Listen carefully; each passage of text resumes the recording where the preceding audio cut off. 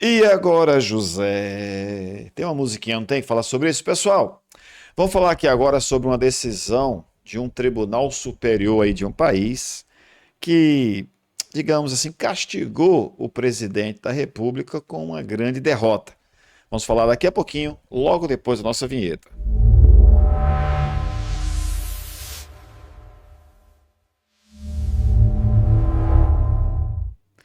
É isso aí, voltando aqui para falarmos sobre a Suprema Corte dos Estados Unidos, que, digamos assim, provocou uma grande derrota ao governo do Donald Trump dos Estados Unidos ao cancelar todas as tarifas impostas por Donald Trump aos países do mundo todo.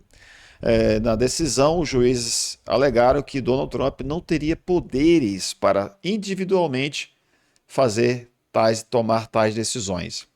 O presidente, eu já ia falando ex-presidente, talvez seja uma profecia, né? De fato, será uma profecia. O presidente Donald Trump alega que irá mudar o decreto e irá taxar em 10% todos os países do mundo mais uma vez. Vamos ver como é que se deu isso aí através de um vídeo do ICL, o Rodrigo e a Laura trazendo informações para a gente. Logo após a gente comenta aqui no final. Na tarde desta sexta-feira, 20 de fevereiro, é manchete no mundo inteiro, inclusive nos sites aqui do Brasil. O presidente dos Estados Unidos, Donald Trump, acabou de anunciar uma nova tarifa global de 10% para o mundo inteiro. Ele pode, ele faz, ele vai dando tarifa para todo lado. A decisão do Trump, muita gente está vendo como um truco. Sabe aquela coisa do jogo de truco? Ele trucou a decisão da Corte Suprema dos Estados Unidos, que também hoje havia considerado o tarifaço do Donald Trump ilegal. Havia desmontado o tarifaço e dito, é ilegal tudo que o Trump fez até agora em relação a tarifas internacionais. Essa decisão da Corte Suprema foi vista como uma das maiores derrotas institucionais do Trump desde o início desse seu novo governo. Laura traz outras informações. Rodrigo, a história é a seguinte. Hoje, mais cedo, a Suprema Corte dos Estados Unidos condenou a política comercial do Donald Trump e julgou que as tarifas impostas pela Casa Branca contra dezenas de países são ilegais. E como era de se esperar, o Trump não ficou nada feliz com tudo isso. Segundo a CNN, o presidente norte-americano, ele teria dito que a decisão foi uma vergonha durante um café da manhã na Casa Branca com governadores americanos, Rodrigo. Além disso, o Trump afirmou que teria um plano B. E como a gente viu, foi instaurar aí uma tarifa global de novo. Porque ele está dizendo assim, consideraram que aquela minha política foi ilegal. Tem uma série de detalhes técnicos, né, na decisão da Suprema Corte. Então, agora o Trump, eu não digo nem que é truco, acho que agora já é o 6, né? Porque a Suprema Corte falou, não, o truco, e agora o Trump diz 6. Vocês acham que é ilegal, então eu faço a ilegalidade em cima da ilegalidade. É um desafio completo à Suprema Corte dos Estados Unidos. Vamos trocar de extremista aqui. Saímos de Trump e vamos para Javier Milei. A Câmara dos Deputados da Argentina aprovou mesmo a reforma trabalhista proposta. Pois é, nós saímos de um extremista e entramos no outro extremista. Nós iremos falar agora a respeito deste extremista aqui, Javier Milei, e da sua proposta que foi aprovada lá na Argentina, a reforma trabalhista. Queridos e queridas, preste muita atenção, de direita, de esquerda, de centro, de lugar algum.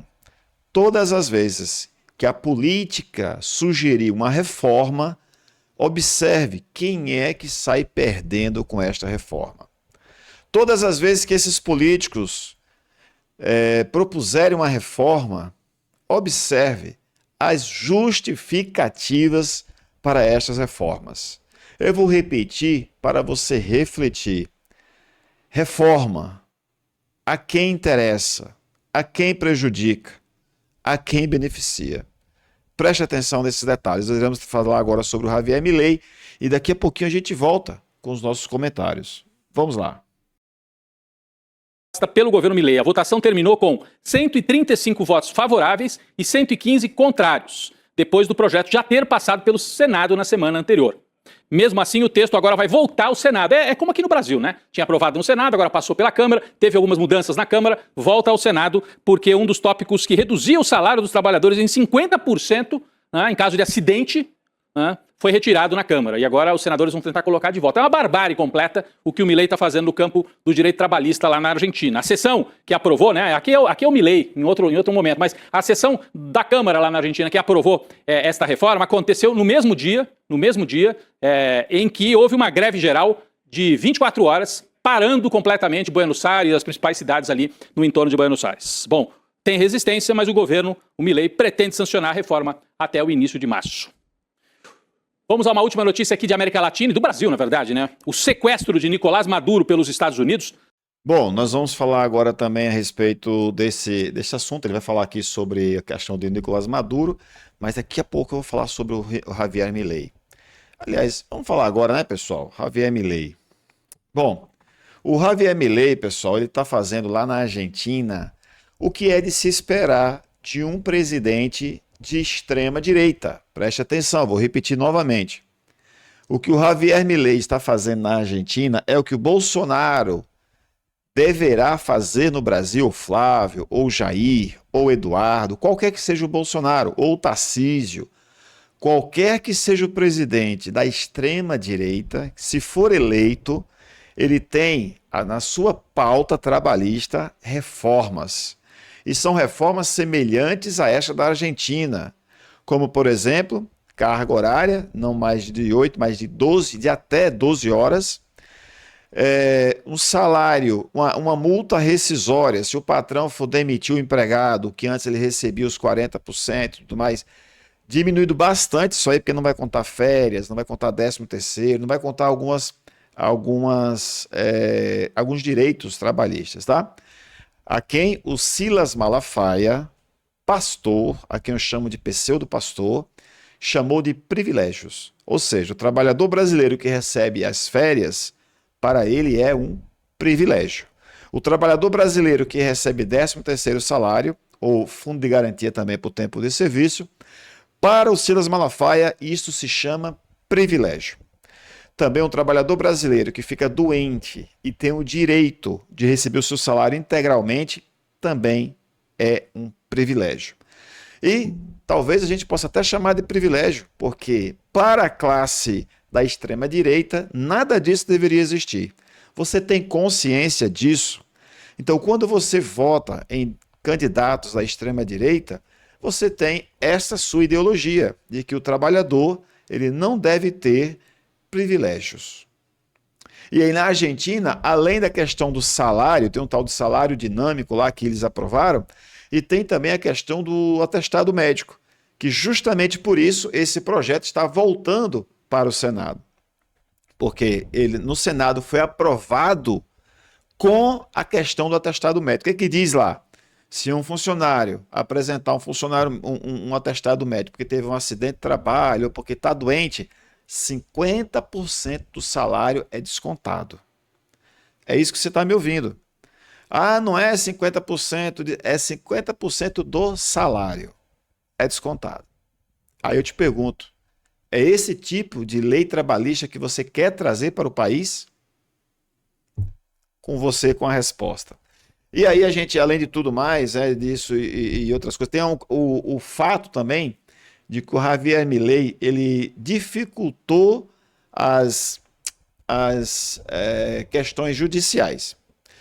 Assim como Michel Temer fez aqui no Brasil, que antes você tinha certa facilidade, certo conforto de você entrar na justiça contra uma empresa, hoje, depois da reforma trabalhista do Michel Temer, você paga as custas dos advogados caso você perca a ação, o que não é muito difícil de acontecer.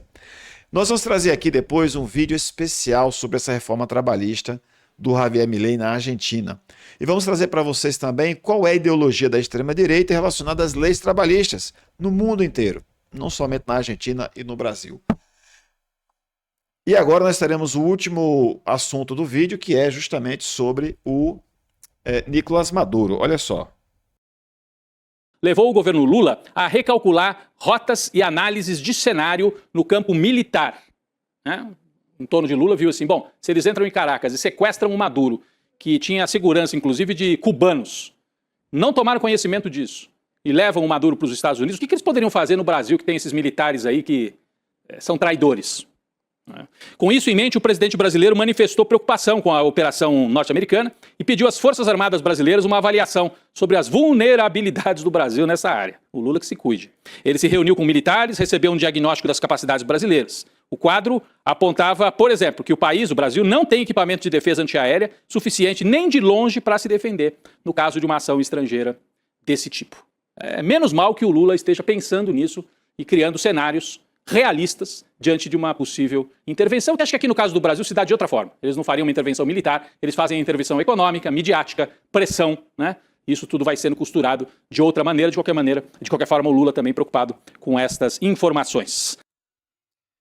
Então é isso, pessoal. A gente vai finalizando o vídeo de hoje com essas 3 notícias que a gente trouxe. Essa última agora do Lula, eu acho importante também ele se preocupar com a defesa, né? Defesa militar. É como foi falado agora pelo Rodrigo, se o Trump pegou o Maduro na Venezuela com a proteção que tinha, e tudo indica que houve uma traição dos militares lá da Venezuela, imagine no Brasil, onde nós temos hoje, dentro das Forças Armadas, diversos agentes, digamos assim, que se pudesse, tiraria o Lula do poder.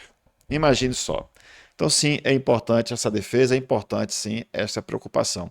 Nós vamos finalizando o vídeo de hoje, trazendo sempre para você a oportunidade de apoiar o canal. Você que gostaria de nos apoiar, tem aqui em cima o nosso QR Code com o Pix. Você também, se não quiser apoiar com o Pix, você pode ser um membro do canal. Tem 2 opções pelo menos para você apoiar o canal da forma que você desejar, como membro do canal Lula Foco no Fato. Ah, você não quer ser membro, não quer também apoiar nada financeiramente, você pode apoiar com o like no canal, no vídeo, e também a sua inscrição, o seu comentário e compartilhando nosso canal com outras pessoas, o nosso vídeo aqui do canal Lula Foco no Fato. É isso aí, eu sou o Lula e você está no canal Foco no Fato. A gente volta no próximo vídeo. Tchau, pessoal, grande abraço.